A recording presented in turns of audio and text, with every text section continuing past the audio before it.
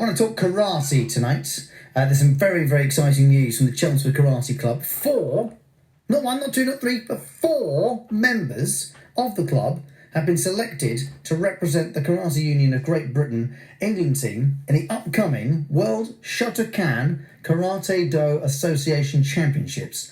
I am really hoping I pronounced all of that correctly, but I'm going to find out by asking Alex, who's competing for England, and Jane and Richard Naylor Jones, who are coaches, all with me tonight to have a chat with us. Welcome to the show, one and all. How are you?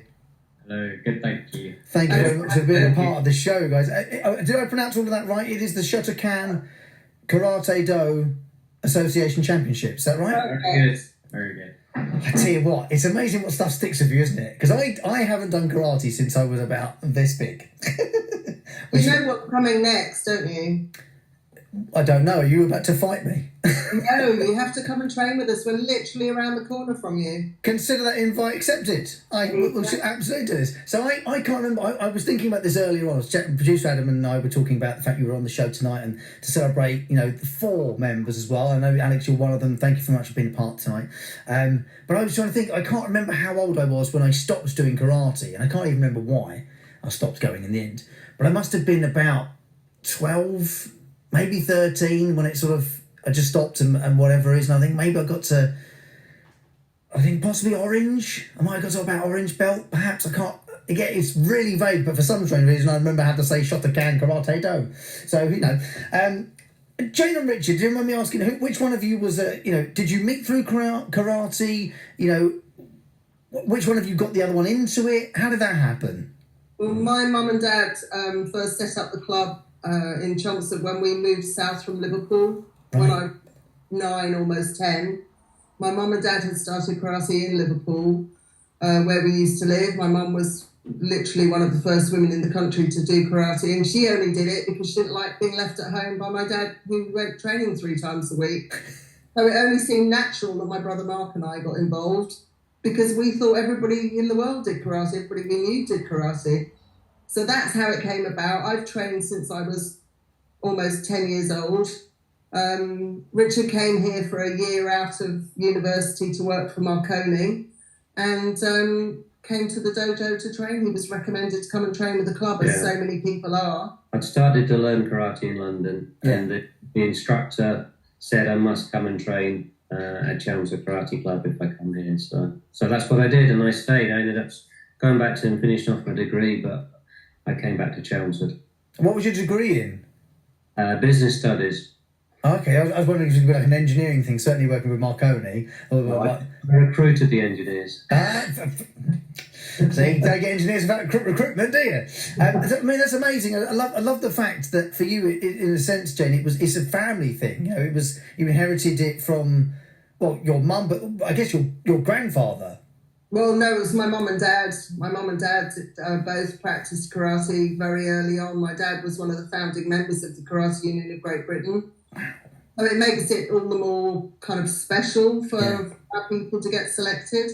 Yeah, I bet it does. I don't think, with all the coaches in brilliant clubs of all, whether it's sport or otherwise in the county, when you hear of, people coming into the club, joining, developing and growing, and then going on to that next level, that next sort of phase of that particular activity, it never doesn't get exciting. Oh, it's fantastic.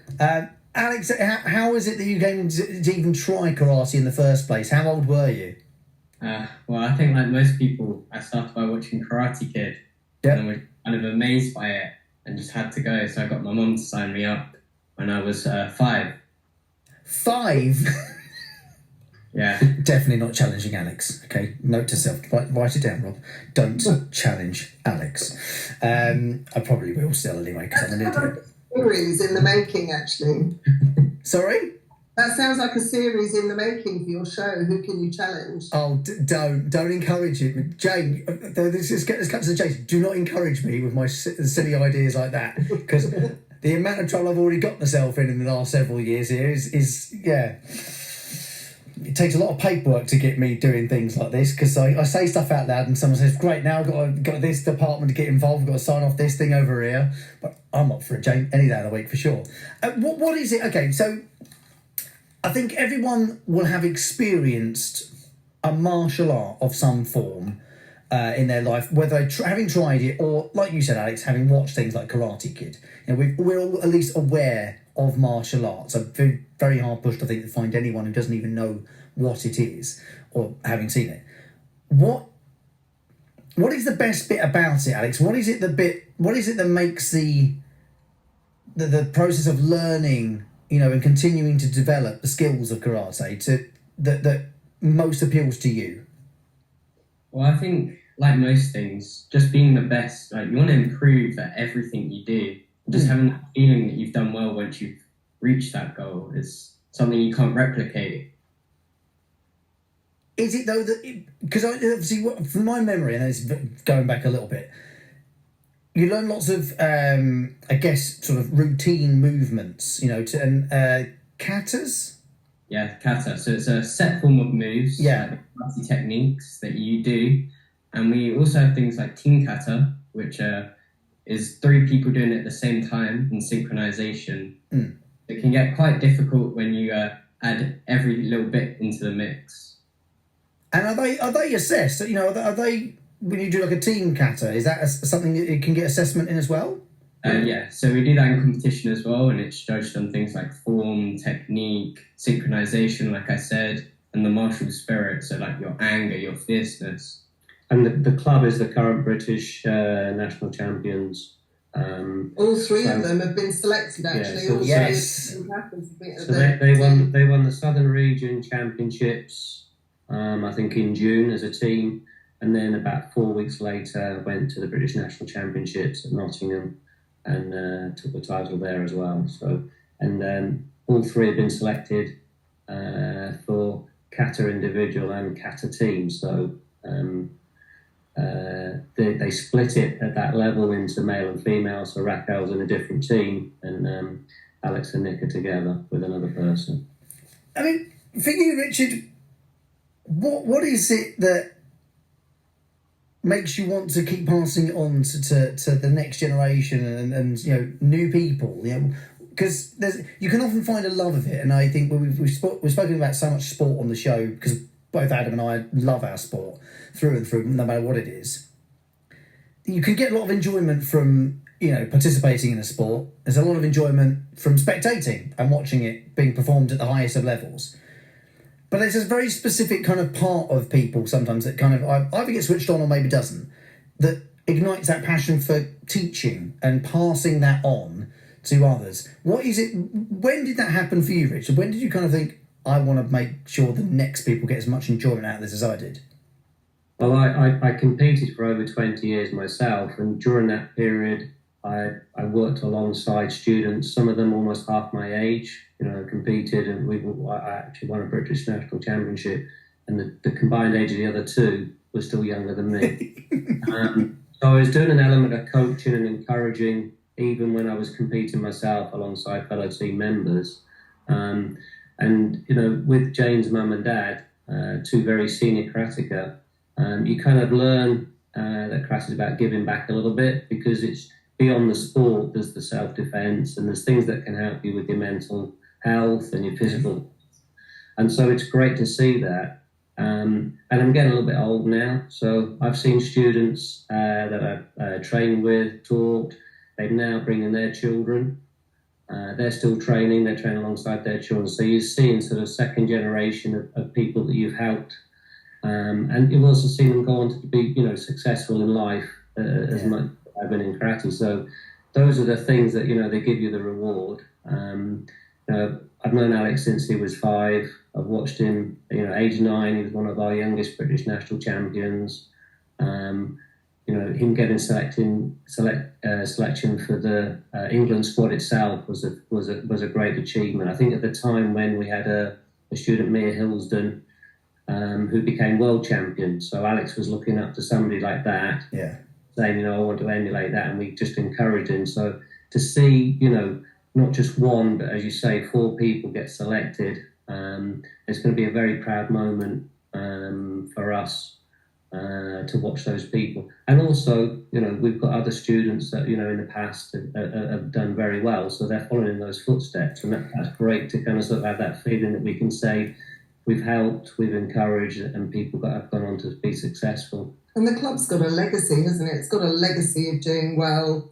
It's not just all about competition. We've got youngsters starting in September as young as 5 who may not have the dreams that Alex currently has. I'm not sure you had them at that age, did you, Alex? No, I don't think so. But who, when they get the love for the sport, find it difficult to give it up. I mean, one of our black belt instructors, Matt, he stopped training when he was 13, 14 and came back after 25 years and said, it was the worst thing I ever did. Why didn't I come back sooner? Yeah. It gets under your skin, I think, and there's always that wish to have achieved the black belt or to have gone further. Yeah. And Alex as an individual, Alex was on ITV age 9 or 10 when we did the launch for the Mental Health Charter for Sport and Recreation at the Oval. So he was on national TV and was being interviewed by people. So to see him kind of sort of have that confidence even at that age and talk about things a little bit wider than just the activity of karate. Yeah.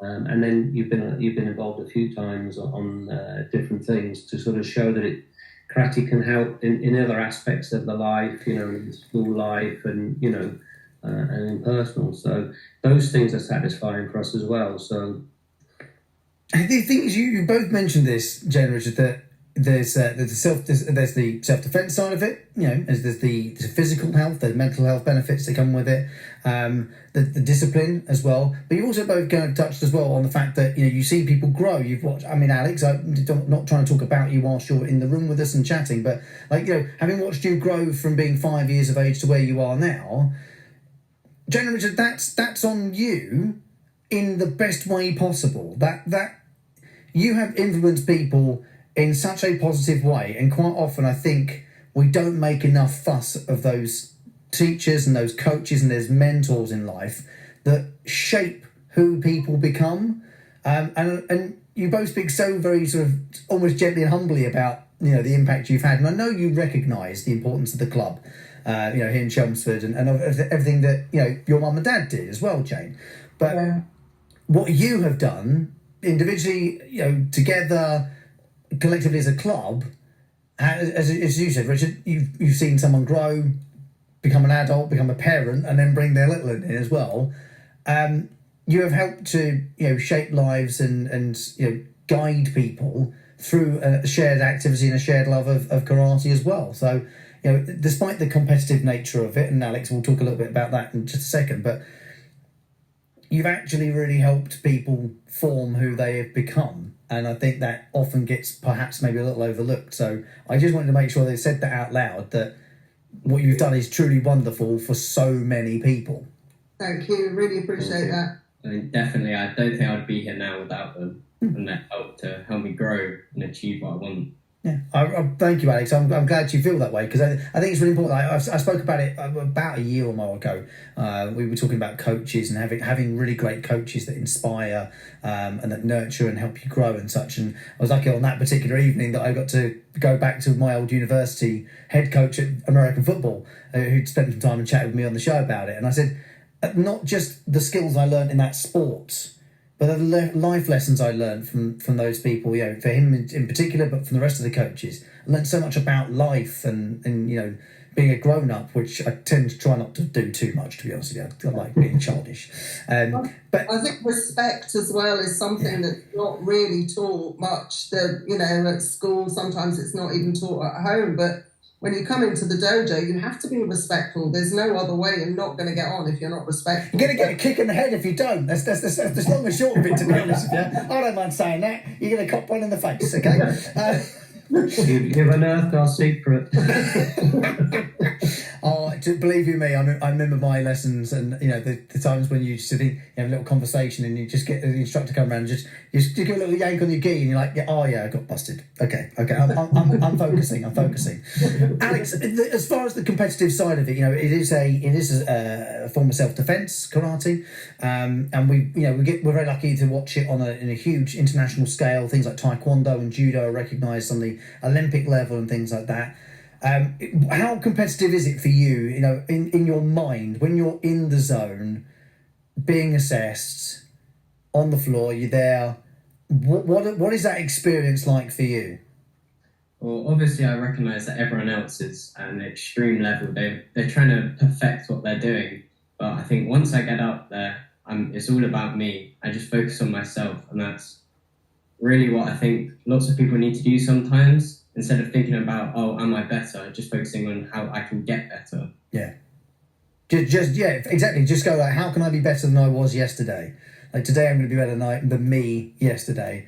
And anything else, doesn't matter right now as well. What's the goal, Alex? You've got selection, okay, for the Karate Union of Great Britain, and that is exceptional. But for you, if you had the ability to, name the thing you want to achieve in karate, what would that be? Well, I think obviously I would like to win. Yeah. But I think consistency is also really important. So not only trying to win once, but winning every year is the main goal. But that's very difficult to do. But not impossible. Not impossible, but difficult. Hard work and dedication is what it takes. Well, I think the fact to be recognised standard you are now, Alex, alongside the other three who are there as well, have been recognised too. I have no doubt you can do it. Or any one of you can do it as well. It is worth actually mentioning, Richard, the other three members of the club that have been selected to represent, who are they? So Raquel Amaro, she's a former European kata champion, and she's representing in the ladies kata and the ladies team. She travels all the way from London to train with us every week. So that's the quality we're talking about here. Yeah, and then there's Nicholas Nelson, and he's representing kata individual and team alongside Alex. He's a British champion, and he's done exceptionally well. And then there's Joe Mckay, and Joe Mckay is doing the fighting, so he's doing the sparring. He's an under 16. He's taller than me. So I was about to say, if he's under 16, it sounds like I might be able to challenge him, but if he's taller than you, I'm definitely not going anywhere near that. Yeah. You're safe. But he's exceptional. He started training with us during lockdown on Zoom, and his father brings him from Portsmouth, so he's been training with us. We helped him get his black belt, and he comes and trains with us on a regular basis. I think some of that, it just goes to show the sort of the level of clear notoriety you have within the karate community, nationwide, that people would travel to come to Chelmsford Karate Club, from all over. And again, that just goes back to saying, Jane and Richard, you and the whole club as a whole, it's clearly just got something really special and that works. And Alex, you said it as well yourself. You wouldn't be here today with us, chatting about that without both Jane and Richard as well. For anyone who is maybe like myself, someone who hasn't done it for a little while now, or maybe never tried it but always wanted to give it a go, assume you have beginner day one classes available perhaps at some point. Yes, we do. We have a split of classes. We have our Shotokan Tiger Nation classes, which are for our sort of 5 years and up. And that's my standard. That's me. They start back in September after the World Championships at Dovedale Sports Centre and at Chelmsford County High School. And we have adult beginners classes. We have 4 hours on a Tuesday. We train 3 hours on a Wednesday, 3 hours on a Thursday at County High, and then back at Dovedale's on a Sunday morning. And if anybody's interested in joining us, we've got a website. Is that okay to... Please, yeah, absolutely. Wherever the best place to find more information is, please. Yes, it's chelmsford-karate.co.uk. I think it's always important to say, and we generally mean it, it is all ages and all abilities. Yeah, absolutely. So, we've made a big effort to make sure that everybody who comes along, they have the opportunity to kind of sort of train with us, and do what they can, and we will help them to develop into a good karateka. We have elite athletes like Alex, obviously, but we're a very, very inclusive club. We have had so many... Richard's done a lot of work with people with learning difficulties, mental health problems, people in wheelchairs. We were teaching somebody who was blind. There's a guy who puts black belt up in the Midlands who's blind, has a guide dog. There's nothing to stop anybody learning karate. You just have to have the wish to do it. thank you so much for bringing it to the show. Thank you for letting us know that, you know, not just one, not just Alex, but all 4 members of the club that, you know, have been, you know, sort of nominated and selected to represent the Karate Union. I think it's incredible news, and this is the sort of thing we should be shouting from the rooftops as well. I will come down. I'd love to come down on the promise that none of you chop me in the face, okay? No one smacking me in the face, okay? I've got a face for radio as it is. It doesn't need any more damaging, all right? But thank you so much for being a part of it. Alex, best of luck. I don't think you need it. You just need to keep doing what you're doing and follow the instruction you've been given so far. But thank you for being a part of our show tonight, and all the best. I'll see you soon. Thank you very much. Night, everyone. Bye.